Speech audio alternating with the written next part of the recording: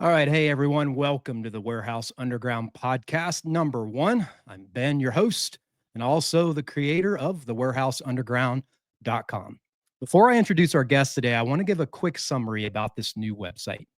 The Warehouse Underground is being created specifically for people that work in warehouses, FCs, and DCs around the globe at any level, from the hourly employee on the warehouse floor to the senior directors in the front office and everywhere in between. And there are hundreds of thousands of us out there in the industry. Inside the site, you will already start to see some courses that are being developed.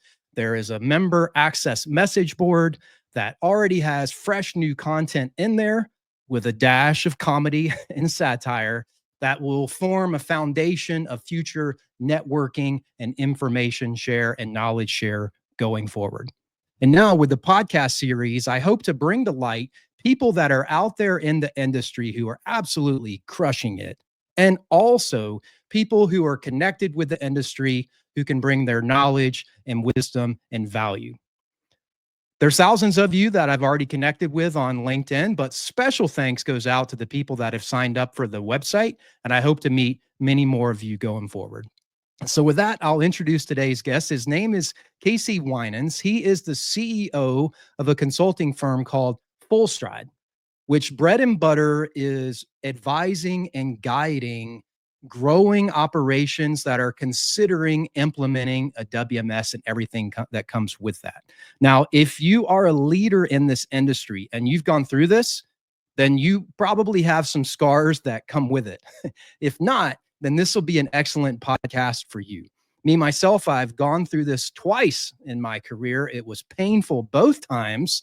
And I wish that I had a time machine that I could go back in time with Casey and he could help alleviate me from some of that pain. I see him smiling. So what I always tell people about this WMS stuff is, listen, you don't know what you don't know, and what you don't know can hurt you. All right. So with that sort of morbid and non-uplifting introduction, I'll bring Casey on. Casey, man, thank you very much for joining the show. Thank you very much for your time. And how are you today, my friend? I'm doing great. Yeah, happy to be here and can't wait to talk about this. I spend most of my time talking about it because I'm so passionate about the pitfalls as you've called out. So happy to Yeah. get to it. Yeah, good. So, as you know, the audience that I'm trying to build is warehousing professionals, associates, managers, directors, you name it. And so, tell them a little bit about just your background, like what you've done in the industry, what led you up to the point where you are right now, and how did Full Stride come about? Sure. Yeah. So not necessarily a typical path. I came out. I was software engineering out of school, so not operations. I worked bounced around supply chain for several years before I realized I was in a space. I was the guy, heads down, building things. I About 17 years or so ago, I moved to North Carolina and I took a job working for a company called Red Prairie, warehouse management system software vendor. They've been acquired multiple times, rebranded, and now they're called Blue Yonder, one of the beasts out there. I spent 5 years working for them on the technical side of consulting. So it was getting out there and working with customers and understanding how their businesses worked and tying everything together that way. And some of my background kind of worked out well for me because I knew a lot about the industry in terms of some of the pain points that software doesn't cover and capture. So it helped me have some better conversations and it helped promote me through that period of time I was there. I moved on and I worked for a 3PL in Canada for, let's say, about a year and a half or Right. so. So I got to see the other side where I'm still doing implementations, helping configure software, tie it to business use cases, but I was outside the vendor and I could be more candid with the people I work with, the operations that I was in and out, coming in and out of, right, with 3PLs, right? Clients come and go. So there's always something moving and grooving that way. And I could offer insights and people appreciated it. And they kind of really got me fired up for consulting. Uh, about a year and a half into that Red Prairie company I mentioned merged with a company called JDA. And through some messaging snafus, there was these big clients that had spent 7 figures plus buying and rolling it out. And suddenly the messaging was, we don't do customizations. So, they're livid, right? They're pissed off, Yeah. frankly. And so it was a perfect catalyst for myself and 2 partners to form up a company, my first one. And we grow gangbusters for about 5 years or so there, thinking it was going to be short term. It's like there's a Mhm. hole right here. We'll go out there. We'll be hired guns, mercenaries for a little while, and make some bank, and then figure out what we're doing from there. But it worked out. Like there were so many people and so many businesses we'd impacted that we kept growing. And by the time I moved on, we were north of 60 people, and we were doing somewhere Well, roughly about 12 million in revenue. So I mean, it was working. Uh, but there were elements of it that I wasn't a big fan of. It's one of those quote unquote body shop consulting firms, right? You're working with big clients, they're insatiable, and you just kept bringing more people, kept bringing more people into it. So I moved on. COVID hit. I had a 2-year non-compete, so not a whole lot there. And then I was recruited by an ex-competitor in the same space, and he wanted me to help do advisory, build that out in his business. He wanted to go beyond being somebody who did technical work to we're going to help with business outcomes, get in there and really talk to the business and focus more on mhm. that, where technology comes in behind the scenes or later on just to support, which is how it should be. A year and a half into that, the business itself was very much entrenched with working with the vendor. It wasn't working out. CEO moved on, retired, and I left. And that's what brought me to Fullstride, my current company here. I've been doing this for about 2 years, and the things that I'd been frustrated with early on that really kind of became the mantra, the things that you and I have talked about in the past, and what you've seen on LinkedIn is there were so many things that just frustrated me about consulting and then the software in general, because I'd seen big companies and small companies choke on it. So I Yeah. looked around and I'm like, who do I do the best work with? Who do I like working with? Who appreciates it? Where can I have a big Yeah. impact? And that became the companies that were, eh, given my lens, were the ones that were tried to buy like a Blue Yonder, but they were too small to really do it. Sure, they could pay for the subscription, but everything else that came along with it was very painful. It was just too much for a small business that way. But I loved working with them. So I'm like, how do I build a business around them where they become, or they remain the focal point, and I don't outgrow them chasing ever bigger projects. So that's Yeah. that's what I've been on this journey to do for, like I said, 2 years now. And if you have Yeah. follow-up questions, that's great, but I don't want to take up the whole show just talking about that aspect No, of I it. mean, no, it's all about highlighting you. Now, let me ask you this question. So, when you give your elevator pitch, if you will, Sure. to a company, when they're on the fence, when they're teetering about going to bringing in somebody like a Fullstride or whatever, like what do you say to them? I mean, what's the value proposition that you bring? Like, how do you differentiate yourself? Like, how do you take that over the finish line, I guess? Gotcha. Yeah. So I mean, realistically, uh, most of the time I'm working with companies that are looking at their first WMS. So they're coming from no system, or a big chunk of them really are coming from an ERP only world where they have some technology in there and it's very limiting. So people have heard about warehouse management systems. What does that look like? That it looks like it's kind of solves my problems. But this is where I start kind of peeling back the onion a bit and say, okay, well, going out and talking to vendors, you're not gonna discover the things that you don't know, right? That's not necessarily in their best interest. And realistically, I mean, a vendor's out there to sell the software. How much mileage you get out of it after the fact is like way down their priority list. And there's reasons for that we could dive into, but I want to bore everybody here at the moment. But that's the aspect. That's what I kind of focus on. I'm like, going right to the vendor is, you're not going to know what you don't know, because there's no incentive for them to share that. And where Mhm. most folks trip up, and we have it, and here's another example I bring up is ERPs. You get lots of media coverage out there about how there's very, very high percentage of failures. So like WMS, any other system that's very complicated with a lot of surface area, and warehouses have lots of users, that there's so much room for struggle, maybe even outright failure. So going to a vendor directly isn't going to get you the information that you need.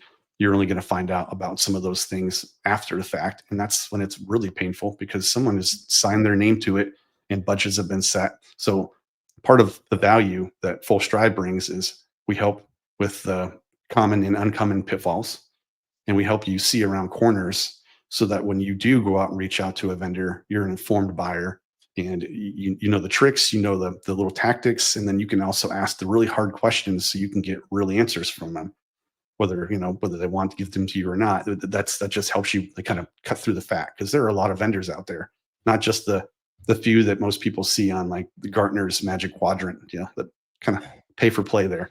It's Yeah. misleading. There's a lot of context that's omitted from those reports that folks don't appreciate until it's way too late. So Yeah, absolutely. I mean, you mentioned that, and I said that during the promo. Like, you don't know what you don't know. And I mean, you can, if you're not careful, if you go into something of this magnitude, and it usually is a pretty big lift for yeah, operations, at least it has been for me in my experience.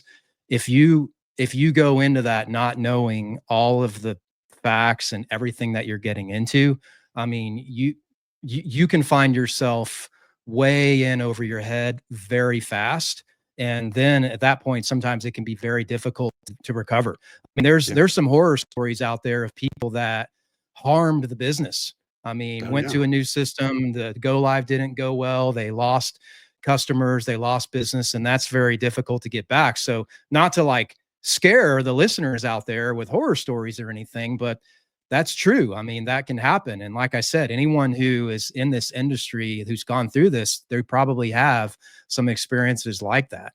And so when you one of the things I've noticed with different places that I've seen and worked and everything is that they tend to when they're deciding on whether or not they're going to do this, they tend to look at they do a self-assessment of all their systems and everything, and they think we're not that bad, right? Like maybe we can get a little bit tighter in some of our software and RT here, but we're not that bad. But they're in a silo, right? Like you can't read the label from inside the bottle, as they say.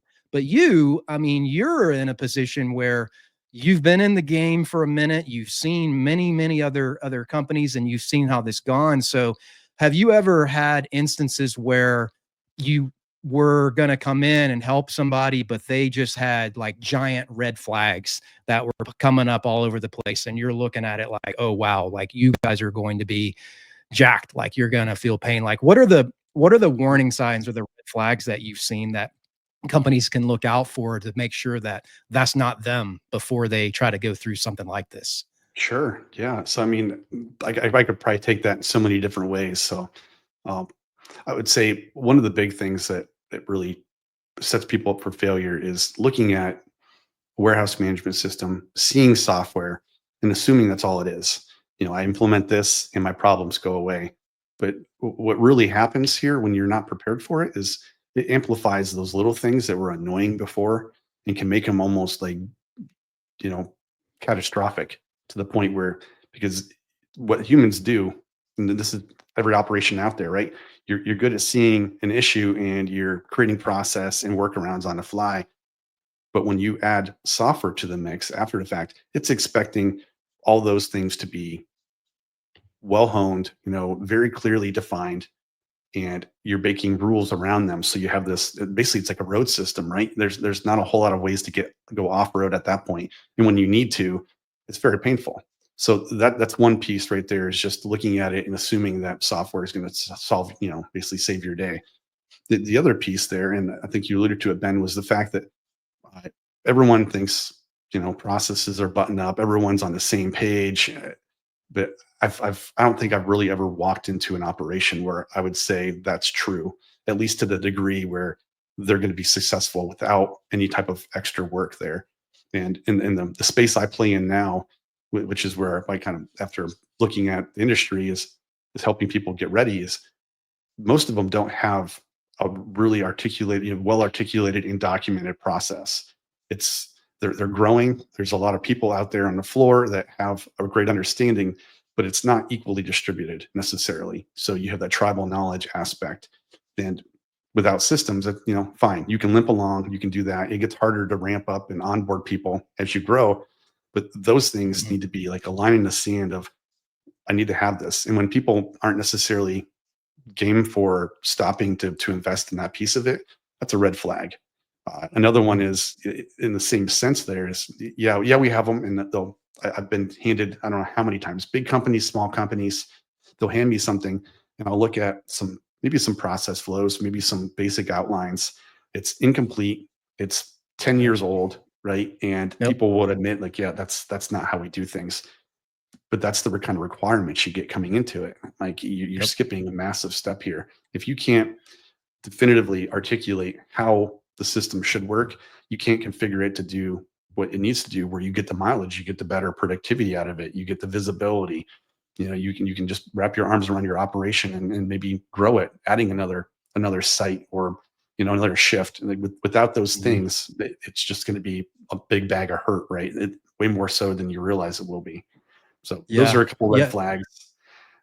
Folks that come to me and they're like, we want to use this system, you know, and they've already kind of, like, they've stepped up past all these steps to come to, like, somebody told me that, they used it and they were successful. It, but a lot of times when you start asking questions, you realize different Mhm. industry, different scale of the business, all this context, like those things right there, it's missing. So it's not an informed decision or an opinion there. It was just, yeah, we used it and we had success. And, like, those things right there set you up for failure, because you don't know what you don't know. There was some element of in there that helped them succeed on it that you might not have. And if you don't stop to really, flesh that out, good luck, right? That's when people's heads roll, right? The dark side of all this. Yep. Yep. Yeah. And I feel like, I mean, this isn't a discussion on lean and all that stuff, but I feel like that sometimes happens to organizations with lean implementations too, Mhm. is they heard about it working well at some other place. And so, hey, we want that here too. We're going to buy that.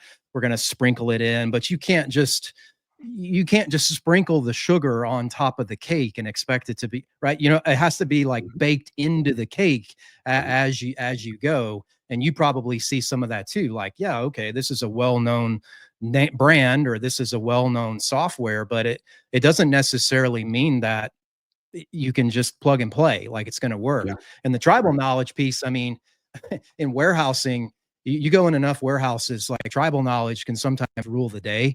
And I don't Oh really yeah. know why that is. I think it's because, like, maybe the companies start out and it's all about the product. We've got to develop our product, and then we've got to have a sales team to go sell it, and then we got to market it. And it's kind of like the last step in the chain to get the goodies is like the warehouse, and that really Mhm. doesn't occur until it starts to have a hard time working at scale, right? Like Yeah. it can't keep up. We're starting to be inefficient and lose money, and we're losing inventory. And so, oh, now is the time when we need to come in and buy the WMS, when really it probably would have been a much better rollout and much better if you would have kind of done it before that point. So yeah, that's a good point about the tribal knowledge piece. So let me ask you this. One of the things that I've heard you, or I've heard you talk about, and I've seen you post about, is your philosophy on working from the end state backwards.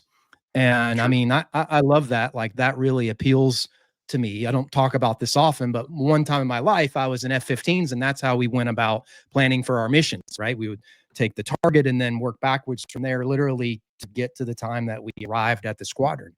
And so I love that. I think that's great, but I don't think that that's that common out there in the industry. Like I said, 2 WMS implementations for me, and both times it was like the logical flow, right? It was do inbound first and receiving and stow and put away. So how did you come to arrive at that philosophy of working from the end state backwards? And why do you think that more implementers out there don't do that?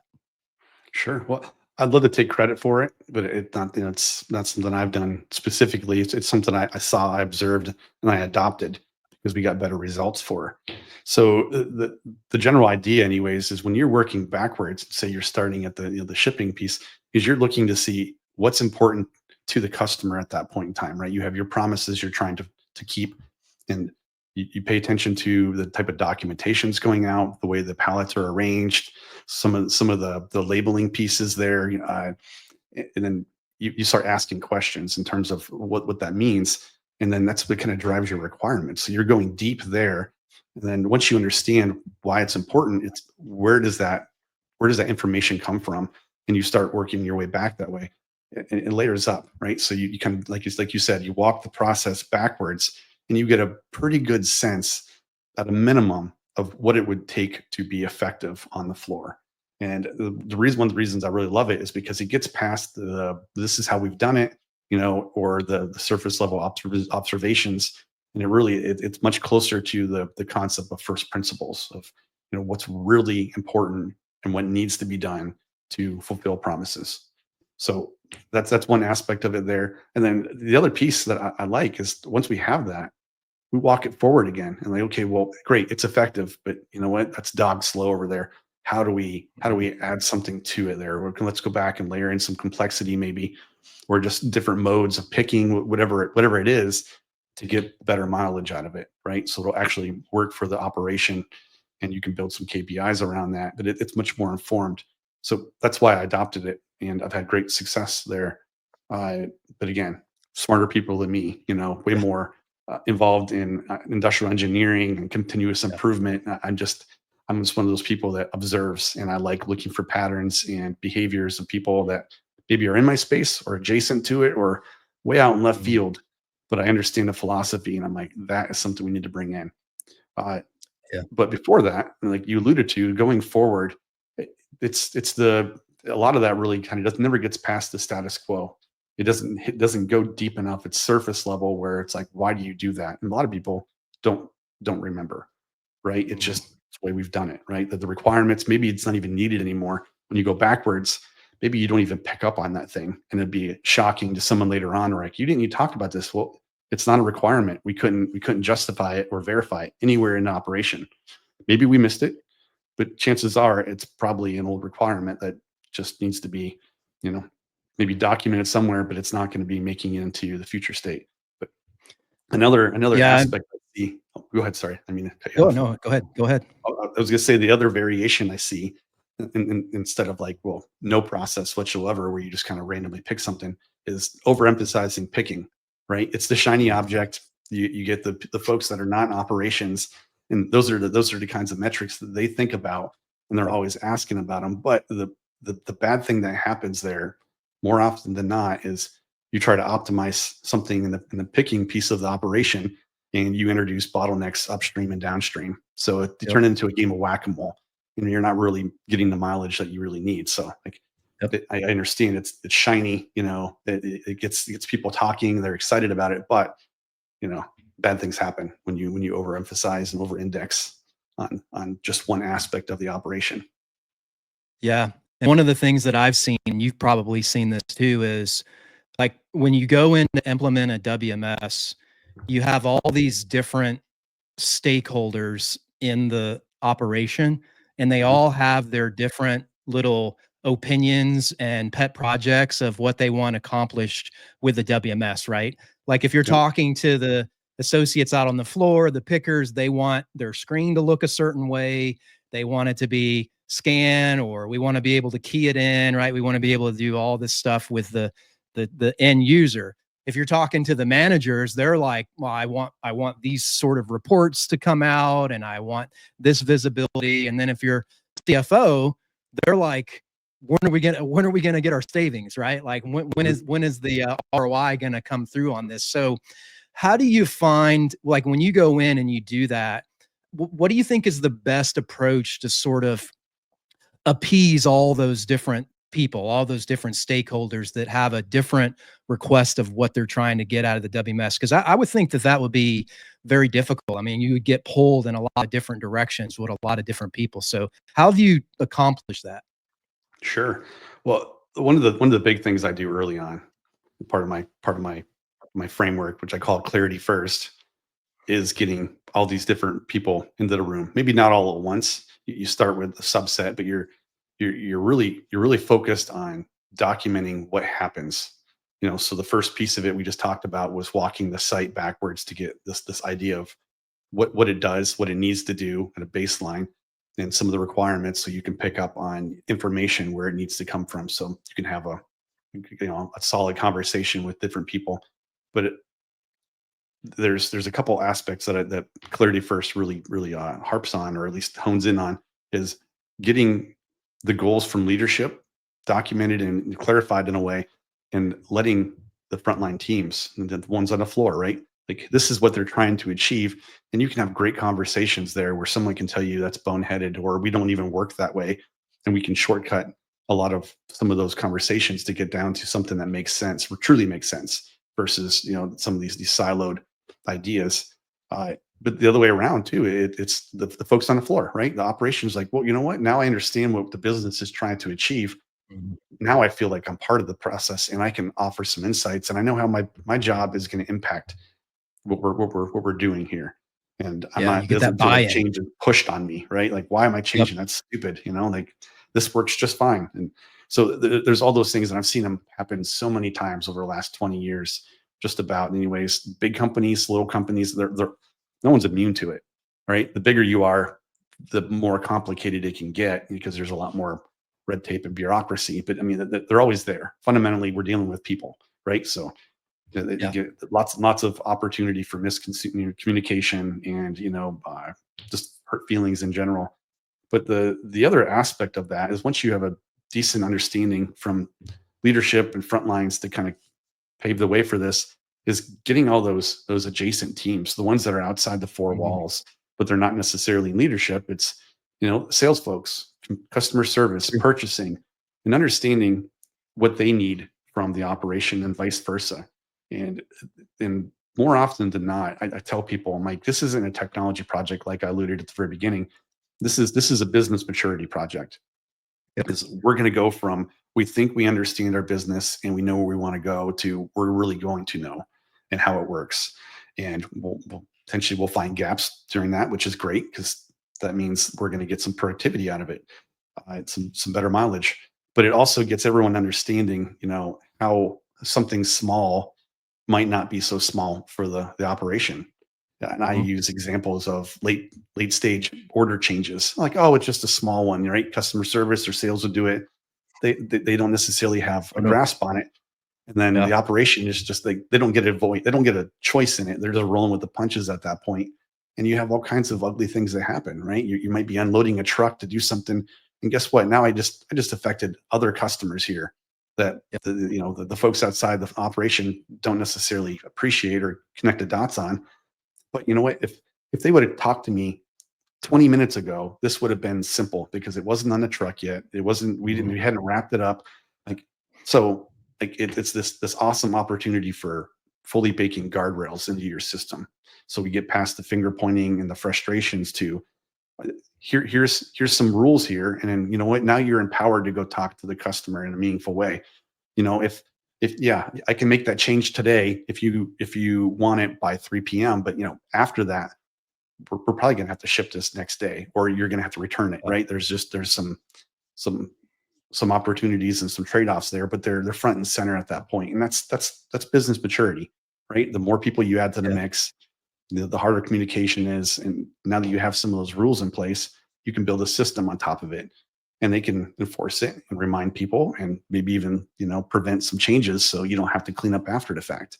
And that gets down to communicating between different systems and different teams, and just so everyone's in the loop, Mhm. versus the opportunity for pre-systems where there's big time lags. Yeah. I mean, I think a couple of common mistakes that Mhm. I've made, and I know of others have made too. The first you hit on, and that is, if you if you don't get enough buy-in and consensus from everyone in the warehouse that's going to be using the system, you're going to be destined to fail. Because first of all, getting that buy-in, they may help uncover things that you just didn't know about, right? That come to the surface and can be designed into it. But two, if you encounter hardship with an implementation or a go live, which everyone does. There's always little things to be ironed out and things to be solved. But if you haven't, if the team doesn't feel like they were a part of that build in doing that, then when the hardship comes, when the hard times comes, they're going to be like, not me. What are you doing to fix this? Right? Like, this is broken. We told you we shouldn't have got this. We liked our old system. It was perfect, right? But if you bake them into the cake, to use that analogy a second time today, I must be hungry, right? If you bake them into the cake, then now they're a part of it, working through the system, everything. And the second thing you said is sometimes people within the organization, you mentioned it, sales, customer service, finance, whoever, they will look at these as like, oh, that's a warehouse project, right? They're getting a new system that's going to help them pick faster, right? Or something like that. But it's not just a warehouse project. The warehouse is the coffee table of the entire operation. Like everybody has a stake in it somehow. And so they all need to be aware, and they don't need to be experts, but they at least need to be aware, I think, of everything that's going into it, how it works, the nuts and bolts and everything like that. So yeah, I think that's definitely astute point. Now let me bring up this thing, because this has came up with people in the past, and that is, hey, I watch this podcast and I'm interested in getting a WMS. I reach out to Casey, and I'm going to get WMS from vendor X or whoever that is. But is it true that it's a myth in the industry that if I buy a piece of software, that company has a vested interest in ensuring that I run it to its maximum ability, right? That I max run that. And the analogy I use is, if I go to buy a Corvette, they don't train me then on how to be a race car driver and max perform the Corvette, right? Like they just say, here's the Corvette. We're going to show you what a couple of the buttons do. And then how you decide to use it is up to you. Right. Yeah. And so, how, you know, how do you like advise your clients on that? Like, how do you find ways to make sure that the user is getting trained and the user is putting time in it so that they can drive the race car like in the way it's supposed to be driven? Gotcha. Yeah. So just to kind of pull up that thread you just started this. Yeah. I mean, to continue with your analogy, they could care less. You might just park it in your garage and never pull it out. They don't care, right? Maybe they would prefer that you get out there and drive it so other people saw it. But for the most part, it's up to you at that point. You're so in the software side of things, you're buying access to something, right? The ability, but not necessarily the success or the great mileage out of it. So there's a misnomer there, and especially like in my world where I'm working with folks that are pursuing their first WMS, is there's that expectation that the vendor is going to know how you best use it and ensure that you get all the mileage out of it. But that's just not the reality of it.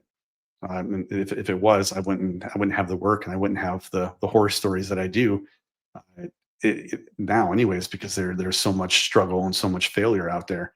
So to answer your question here, I see in front of me is to get the mileage out of the system is there's just a lot of education up front early on, right? It's not the first step isn't just to go start talking to the vendor, it's to understand what you might not know, right? What else is part of this? It's not just simply software.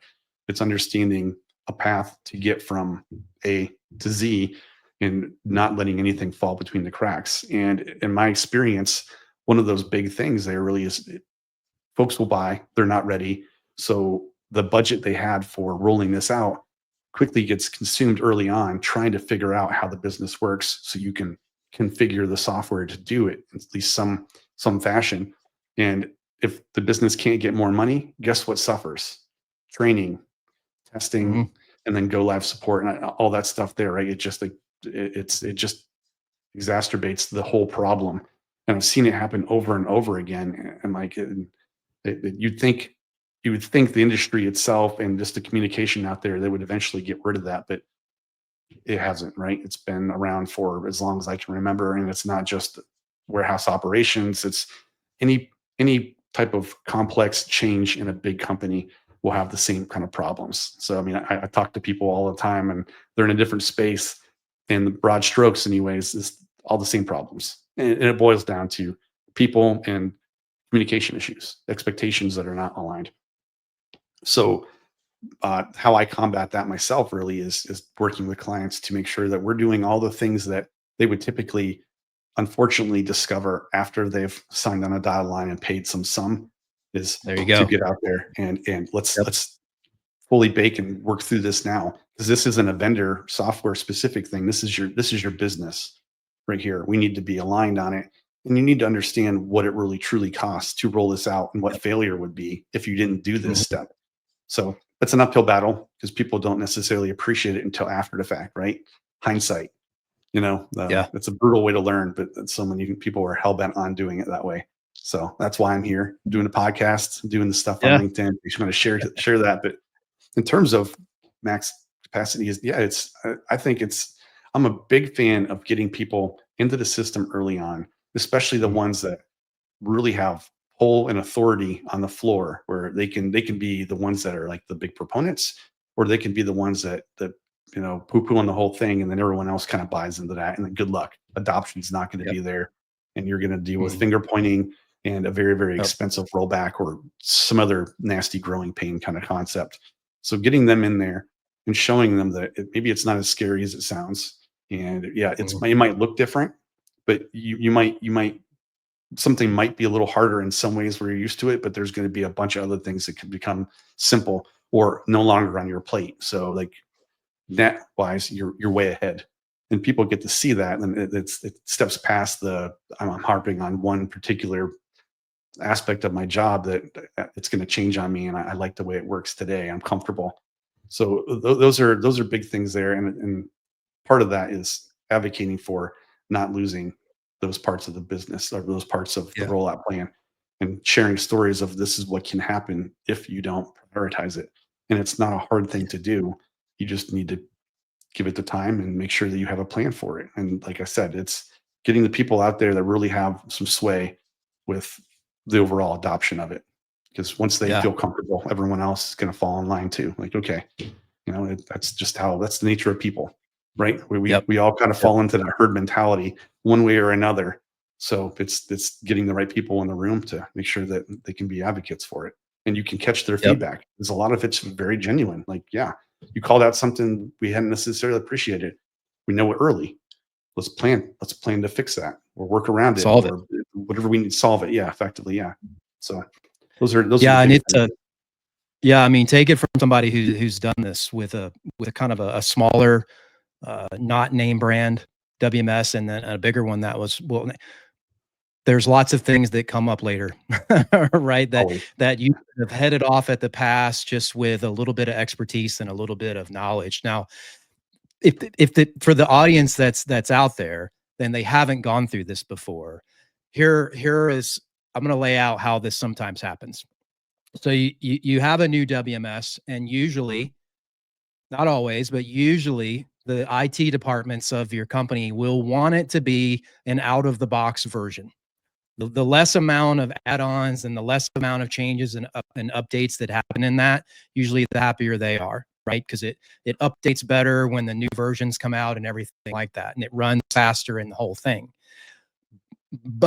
But when your warehouse users get their hands on it, right? Your dispatchers or your problem solvers or your managers or whoever they are out there on the floor, in the beginning, they're not going to know how to use it, and then they're going to learn, and then they're going to be comfortable with it, and then they're going to say, it would be great if it could also do this. Can it do this and this and this? And the developers were like, not in this version, but if you're willing to add that on, we certainly can do that for a fee. Mhm. Right. And so eh, secretly, right? Peel back the curtain a little bit about how this industry sometimes work.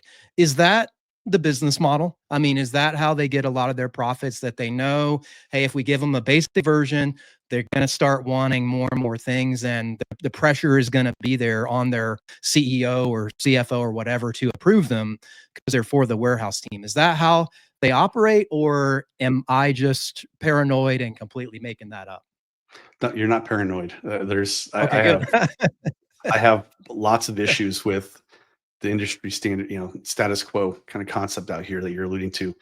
Is yeah, I mean, if you look at the vendors that have been around for a long time, this goes back to the folks that were in, shoot, some of them started in the 80s, maybe even earlier, some variation, but a lot of the behavior that we see now still persists from systems that were built in the late 90s, maybe early 2000s, where it was installations. So you had, like you said, the IT folks, they would explicitly install something and have to manage it. And there was a lot of money in the professional services aspect of it because it's complicated. There's a lot of surface area, whether it's the functionality or it's just the back end piece of the software itself and all the moving parts there. So yeah, they had professional services groups that stood up, whether they truly wanted them or not. And we could talk about some of the modern versions that are out there now, the new systems. But when you have that and you have that mindset of we're also charging by the hour, you're going to look for ways to extract more money from customers. And Yep. the general nature of this is when you look back at some of these systems and where they started, they were working with really big companies, and those really big companies can pay their way out of just about any mess they get Yep. themselves into. So that was the way the system started, and those systems evolved and matured over time based on all that money that went into building customizations or baking something into the product later on. So that's just what's been out there, and that's what people accepted for the longest time. Now you have there's some caveats there where a lot of them love the idea of not being in professional services and just making money like a software company would. They sell licenses, they sell subscriptions, whatever it is, and then they're not tied to the the manual part of it where you have teams that are out there for months, right? They could redivert those operating costs to maybe more salespeople and focus that way. So you have some of them out there trying to do that today, but even then, they have the partner networks, and they're still very much tied to this concept of project based work, hourly fees, extracting money from whatever customers out there to do that. So that's been the model for the longest time. But in the last few years, what I've seen is almost like the flip side of it. It's the up and comers. They started out working with small businesses. They're on the cloud now, right? So there's no concept of versions or explicit installs. It's I have a new user signed up and they have access to it and they can configure systems. But when you're operating in a world like that, it makes more sense to build something that's self-service, or at least much closer to it, so someone can come in there, look at some help guides, and make heads or tails of the system to get moving somewhat. And when you start that way, because out of necessity, right? The software costs less money, so they can't really afford to have a sales force, or consultants aren't necessarily regarded that way when you're coming up. Is they can take all those learnings and they can start to scale that up that way. They started with a good foundation of this is what it means to onboard somebody. Here's the steps you go through. Here's some documentation so you can, when you get more advanced, you know how to kind of pull back the covers and do something cool with the system, versus re- explicitly relying on some type of professional services or consultant, or going back to the vendor so they have to build something for you. One of the vendors I've talked to recently, and I love what they're doing. At least the mantra and their ideas. Executions can be another one in terms of can they actually do it, but it's continuously improving the system, and they've Mhm. adopted this concept of configurable workflows, so everybody can have I something like just a that. little bit different, and it's visual, so someone doesn't need to be technically oriented, or get into some kind of crazy computer science, Yep. development, or go back to the vendor to build it. So they can get most of the way themselves. And I'm like, that's an awesome way to go, because Yep. you open the door for so many more people to use the system. It's not going to have a gigantic price tag that they can't afford, and then they can evolve as they go. Like you said, with warehouse operations, the business is always evolving, which means the warehouse Absolutely. has to evolve, and you're gonna see things differently when you get different volumes in terms of the size and scale of your Mhm. of your DCs and your fulfillment centers. Is your requirements are going to change, and not every Yep. one of those sites is going to be the same. So you need some level of flexibility there to evolve independently. And when you go to something that's more visually oriented, workflows that can be configured and tweaked over time, you open the door for so many more opportunities. But the consulting hours aren't necessarily there, at least in the same way. So that's something I'm still thinking through, because I like the concept of an easier rollout, less expensive, get people moving, and then we can talk about phasing different aspects of it out, because not everybody can change on a dime, right? You need to slowly move and progress, get to that 80% or so with the first implementation, get people comfortable with it. I'm like, but there's more we can do, but we didn't want to throw everything at you at once because that's too much for people to handle, right? It's just Yeah, let it's me get overload. comfortable. We'll ratchet up productivity on the new system slowly but surely, and then they're going to be asking for some of these things, and it's like, yep, we already had that on a roadmap. You guys are ready for it now. Let's start working through it. And then Yeah. you have a path towards it. So Yeah.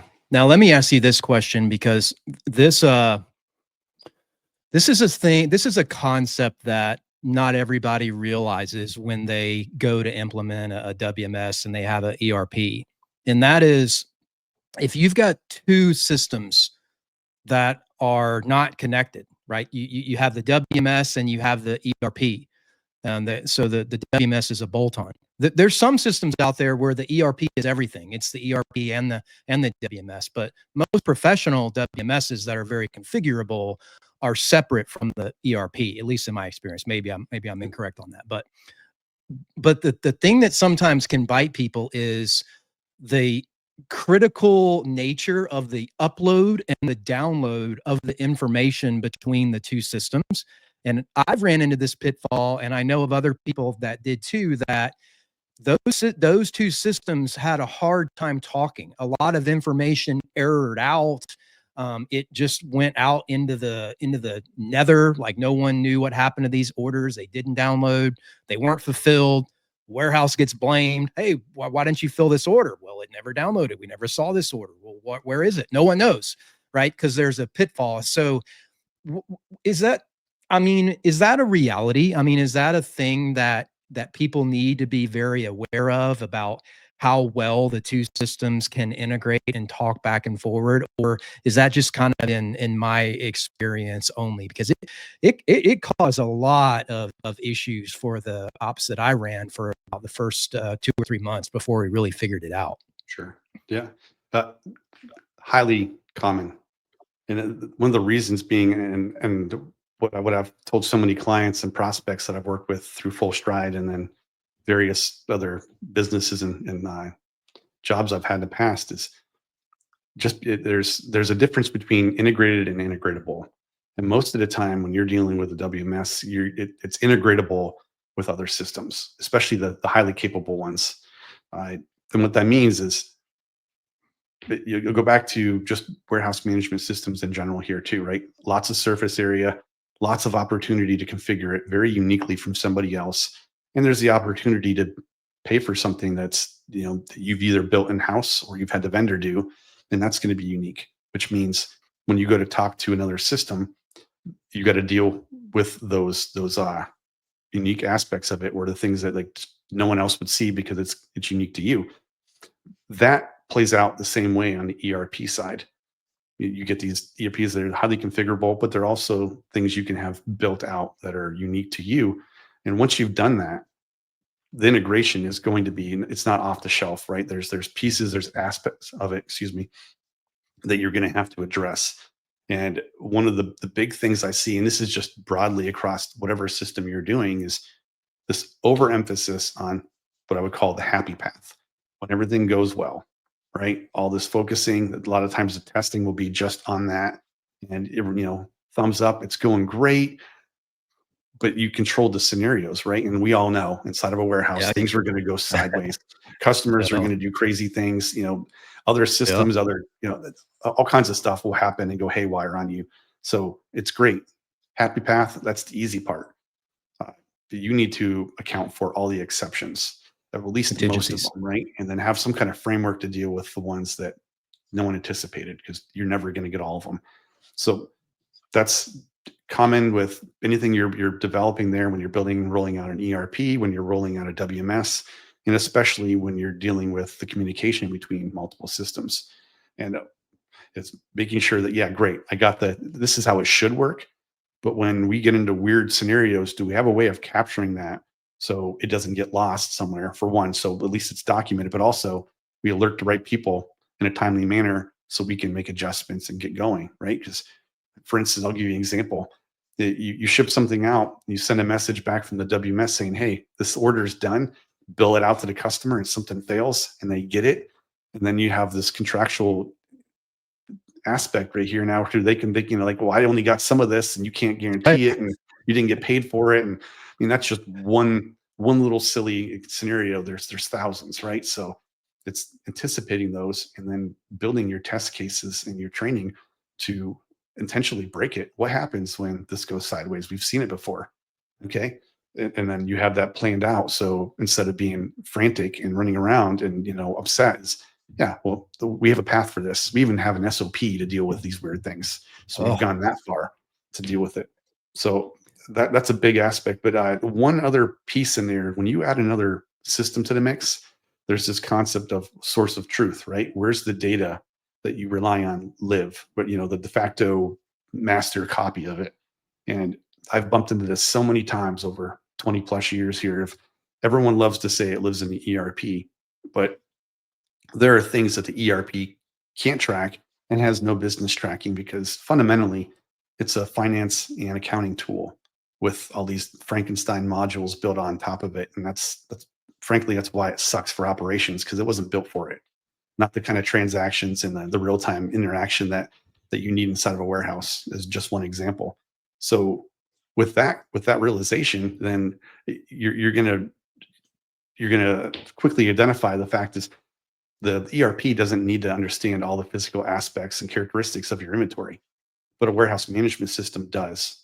Because if you want to pull the person out of the middle so the system can make the same kind of decisions, but repetitively and flawlessly every time, and not rely on that tribal knowledge anymore, so you can get someone who's been there for a week, you know, making the same kind of decisions as someone's been there for 10 years, right? Because you've documented that. In order to do that, you need to have the data there. And the ERP most of the time can't cover all those bases, or no one had the incentive to bake that in before the WMS was there, because the ERP couldn't use it anyways. Yeah. Dimensions, the different types of units of measure, right? Most of these ERPs are Oh, very limited there. And if oh, they do have some kind of ability, no one had the incentive to do it. And you also, I'm going back to the whole business maturity piece, is you have different departments and different people, maybe over time as well, documenting and putting in item information different ways, right? They covered the basic pieces of it, but those other aspects that you're going to need now maybe weren't done. They were done inconsistently. Everyone had their own flavor of how they approached it, and you can't trust it, right? It looks more like Swiss cheese at that yeah. point. So those are things that you have to address too. And integrations where you're really going to start seeing it, because like great, like I want, as an example, I want Fred not to be in the middle of the put away selection anymore, because I want to take everything he knows in his head and bake it into the system, so the system can do that, because the system can see every location and all kinds of crazy things that a person can't see unless they actually physically go out there. And then we can make more informed decisions over time. But if the system can't describe the requirements or look at information to know that you might have two allergens out there, well, they can't be stored next to each other. Yeah. Like Yeah. Fred knows this, because he's a person, right? And he's like, I know the Yeah. regulation. But now you can't tell the system how to make the determination, and guess what? Bad things happen. Or Yeah. you're gonna put the system in there, and then the people are gonna know, I can't trust that recommendation for put away. Mhm. I'm just gonna do what I want anyways. And then you have good mileage, maybe, but most of the time it's poor mileage coming from the Yeah. system, and people are upset because you didn't get the benefits that you were promised or thought you were promised. And then you get the, like, how does this happen? People throw their Mhm. hands up. How in the world does this happen? Yeah, So, and they but what about silently fight timeline? it too. That's the Do other what? thing Say too, again? right? People on the floor, right? They're like, the Yeah. system's not working the way it is. I don't have time to go babysit and explain to Yeah. IT or the vendor why it's not working. I'm going to get this done because I have a whole bunch of stuff behind me that needs to That's go, right. and piling up. I'm going to get in trouble because I'm not doing what I'm supposed to. So, Yeah. and then those things happen for a long time, and someone comes by and says, "Hey, well, we didn't know it wasn't working, or why are you always fighting the system?" And it's like, well, there was all kinds of opportunity for improvement there, but it should never have gotten that far, right? That stuff should have been done up front.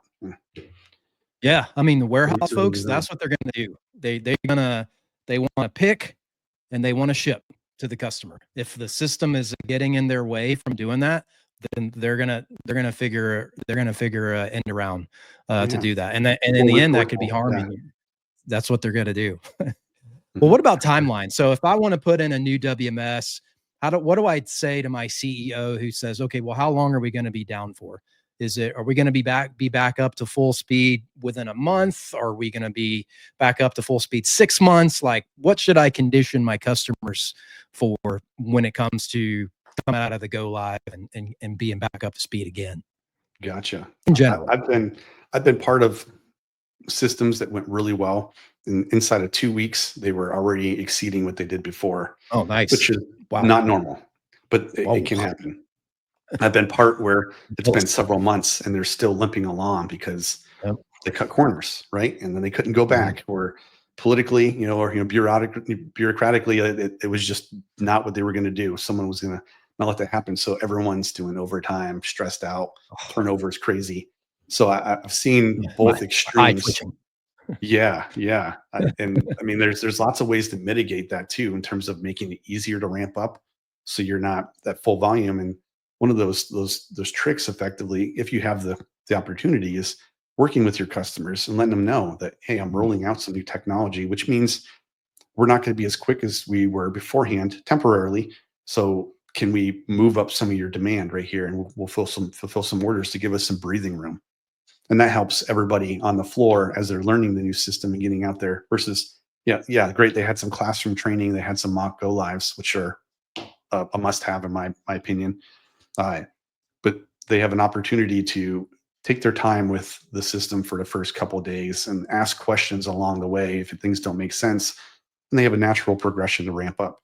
And they're going to get there pretty quickly too, if you've done your homework in terms of making sure the system does what it needs to do and gives Mhm. them the information they need so they can make informed decisions or call out weird things on the floor, and prevent it from snowballing closer to the staging lane, or once it's on the Yeah. truck, or it's left and the customers get to be your QA department. No one wants that. Yeah. Yeah, because they're No. they walk pretty quick when you can't when you let them down. Yeah, definitely. All right, man. So last question. Let's play a hypothetical game here. Someone out there sees this podcast, they love it, and they decide to call you up and they want to do business with you. First of all, that would seriously make my day. I hope you It's I mine hope you too. get that. Let me know if you do. But if they do that, if they come with you, like, what should they expect then? Like, what's the experience like? How do the cogs turn? When do you travel? Like, what happens once I sign on the dotted line with Fullstride? Gotcha. So one thing that's really important to note here is I don't behave like most consulting firms that you may have interacted with in the past, or you may be talking to at the same time. Is I have a very opinionated framework. I don't work on hourly based efforts where I'm out there rolling my sleeves up and doing something with no process. I have a very distinct process, and it exists for the reason why my business exists. So everything we do, it's called Clarity First, and that begins with an on-site 2-day deep dive. So fly to your site.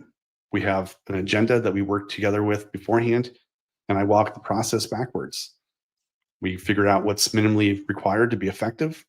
We can walk it again to figure out where we have opportunities to address some bottlenecks or things like that. I interview teams, and that's the adjacent teams, right? That we talked about before: sales, customer service, purchasing, anybody else. Talk to the CEO and the executive team to understand what they're trying to achieve and what's not working today. So I can paint a pretty good picture and walk away with lots of stuff floating in my head that I can chew on. From there, one of the big deliverable from this, and this is delivered within 2 weeks of my visit, is a 90-day action plan. And the emphasis of it is, what can we do right now? These little quick wins to help get people excited about potential change, that I observed while I was there. And then the meat of it really is that 90-day action plan, which is effectively, it's the homework. It's the stuff that you wouldn't hear from a vendor if you go out and talk to them firsthand. It's not going to be the stuff that your team necessarily appreciates internally, right? Because everyone thinks their processes are buttoned up, everyone's on the same page. But you know what? When you start asking questions and you get 6 answers, you don't want to find that out after you've bought something, because you could have bought the wrong thing. It's going to cost you long, in time, in terms of all those ugly things that happen then. So it's all the things that we would call out that you need to do before you ever anticipate reaching out to a vendor. A lot of times that's getting visual process flows. I'm a big proponent of that. Swim lanes and whatnot, talking through that so you understand what your system does or what your business does fundamentally now, and then we can layer in terms of that what technology would do to help alleviate and bring some productivity improvements, and maybe potentially where it's going to cause some complications here, some net negative behavior. But we can talk through that. The other aspect, along those lines too, is the master data aspect of, okay, well, you have all these requirements, but you don't have any information that's across the board accurate that you can trust that a system could do to take you out of the middle. So we need to go through and do those things that everyone's been putting off. They appreciate, getting dimensions for items is a great idea, but until you really have to do it, it doesn't get done, or it gets done intermittently, and you can't trust it. And so there's a bunch of stuff that happens there, and regularly, most of the time you can get it done in 90 days or abouts there. And then the last aspect of that deliverable is, here's some big things that need to be on your radar. They're probably going to take multiple quarters. They're going to probably take some investment, and you need to be aware of them, whether or not you want to do them now or not. And a lot of times that's where the warehouse management system fits in. Like, you're not going to be ready for the next 90 days or so, at least, right? You got this stuff to do first, but we're going to make sure that you understand what that looks like. And a big part of that really is, what's the real cost? I don't go into super detail there. Those can be follow-on engagements, but it's at least getting you thinking about what you're really in store for, so you're not blindsided later on. But that's how I start, and typically the relationship from there goes different ways, right? This deliverable is designed to be something you could do on your own, but most of the time it's nice to have someone external who can come in and have those conversations about process design and not have a dog in a fight, right? I can ask questions. I'm not biased, and you guys can work with each other after the fact without any kind of animosity. I can get past and cut through that. And then building and delivering these process flows, I do it all the time. So make it look easy versus someone else trying to figure it out and fit it into their day job when everyone's already wearing multiple hats. That's just the nature of operations and businesses that are growing.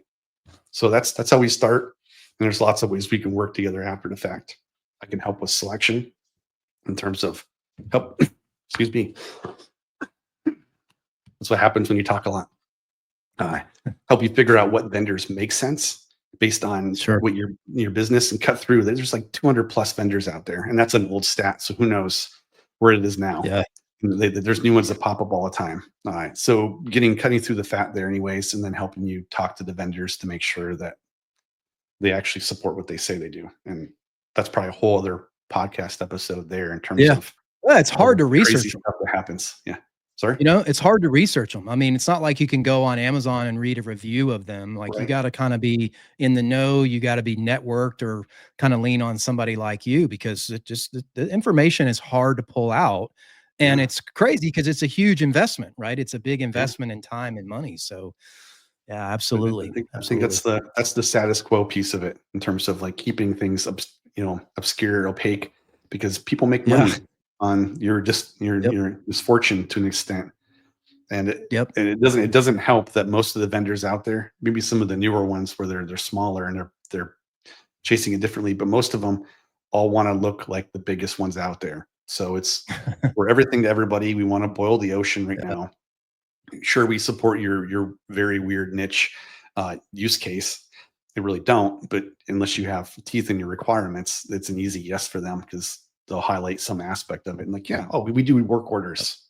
Yep, we can help you, kit. And until you get down into the brass tacks, you realize that it's only 80%, and that's where those enhancements and the expensive stuff pops up after the fact. That's how it goes. So, that's the model. So many ways to really step in it, and that's what I'm here to do, is help avoid all that, based on 20 years of success and seeing all kinds of crazy stuff out there that should never have happened. Yeah. Awesome, my friend. Well, thank you very much for coming on the show, and thank you very much for your time. This has been great. I'm sure people will really benefit from this, and I'm sure you and I will cross paths again out there on the LinkedIn street as we go. I'm posting out there often, as you see, and I know you are too. So thanks again, my friend. I really appreciate it, and I hope that the best of luck to you and the Fullstride. All right. Thank you. Appreciate it. I can't wait to see what Warehouse Underground does. Yeah, thank you, man. I appreciate it. All right, that concludes the show for today. Again, I want to thank Casey again for coming on. I stand by what I say. If you are out there and you are considering a WMS, or you think you're at the spot where you need it, somebody like him, or him specifically, is going to help alleviate a lot of pain and a lot of burden for you down the road. Just trust me on that. Just learn from my mistake. That's why he is the first person that I recruited to be on this podcast, because I feel that strongly about it, and it provides that much value. So anyway, thank you for tuning in. All of you out there, please consider joining the community at thewarehouseunderground.com.